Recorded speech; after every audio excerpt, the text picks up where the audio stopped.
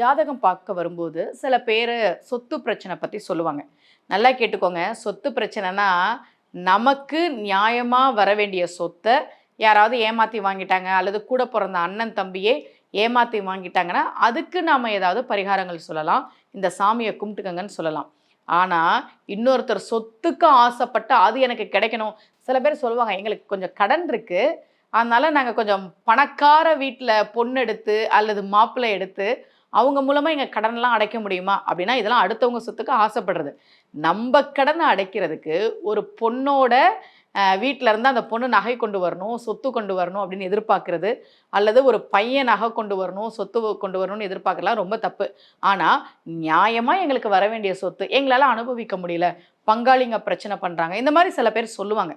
அப்படி வந்த ஜாதகம் தான் இந்த ஜாதகம். சொத்துல பிரச்சனை, கோர்ட்டில் வந்து கேஸ் நடந்துகிட்டு இருக்கு அப்படின்னு சொன்னாங்க. அவங்க சொன்னது ரொம்ப ஏமாற்றி, என்னன்னா இவங்க வெளியூரில் இருக்கிறாங்க, சென்னையில் இருக்கிறாங்க, பூர்வீகத்தில் அந்த இடம் இருந்திருக்கு, நம்ம அண்ணன் தம்பி தானே அவங்க இருக்கட்டும் அப்படின்னு விட்டா, அந்த இடத்துல இவங்களுக்கு உரிய இடத்துல அவங்க வீடு கட்டிக்கிட்டாங்க. அது பெரிய பிரச்சனையாக ஆகி, என்னைக்கு இருந்தாலும் நம்ம ஊருக்கு வந்துடுவோம், இது எங்கள் நிலம்னு இருந்தால் வீடு கட்டிக்கிட்டாங்க, கொடுக்க மாட்டேன்ட்டாங்க, பிரச்சனையாக இருக்குது, இந்த பத்திரத்துலலாம் நாங்கள் எப்படி பண்ணுறதுனே தெரில, இந்த மாதிரி நிறைய பிரச்சனைகள் சொல்லி வருத்தப்பட்டாங்க. இது நியாயமாக எங்களுக்கு வர வேண்டிய சொத்து, அதுக்கு என்ன பண்ணுறது அப்படின்னு கேட்டாங்க.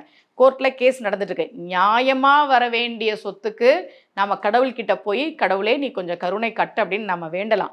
அநியாயமாக இன்னொருத்தர் சொத்துக்கெலாம் நம்ம போய் பரிகாரம் பண்ணக்கூடாது.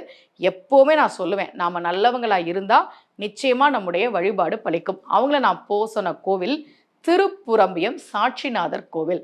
அந்த கோவில் பற்றி உங்களுக்கு நிறையவே வேறு வேறு பதிவுகள் சொல்லியிருக்கேன். ரொம்ப ரொம்ப அற்புதமான திருத்தலம்.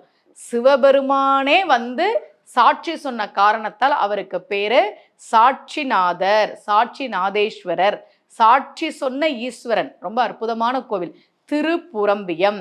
முன்னை செய்வினை இம்மையில் வந்து மூடும் ஆதலின், முன்னமே என்னை நீதிய காதெழு மட நெஞ்சுமே, எந்தை தந்தையூர் அன்ன சேவலோடு ஊடி பேடைகள் கூடி சேரும் அணி பொழில் புன்னை கன்னி கழிக்க நாரும் புறம் பய தொழப்போதுமே.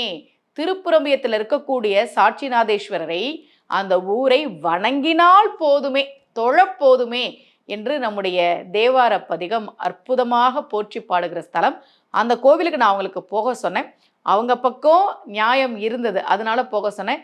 எப்பவுமே மனசில் வச்சுக்கணும், நாம நல்லவங்களா இருந்தால் மட்டும்தான் நம்முடைய வேண்டுதல்கள் பலிக்கும். உங்களுக்கும் இந்த மாதிரி ஏதாவது தேவைகள் இருந்ததுன்னா இந்த கோவிலுக்கு ஒரு முறை போயிட்டு வாங்க. மீண்டும் சந்திக்கலாம். அனைவருக்கும் அன்புடன் சுமதி ஸ்ரீ.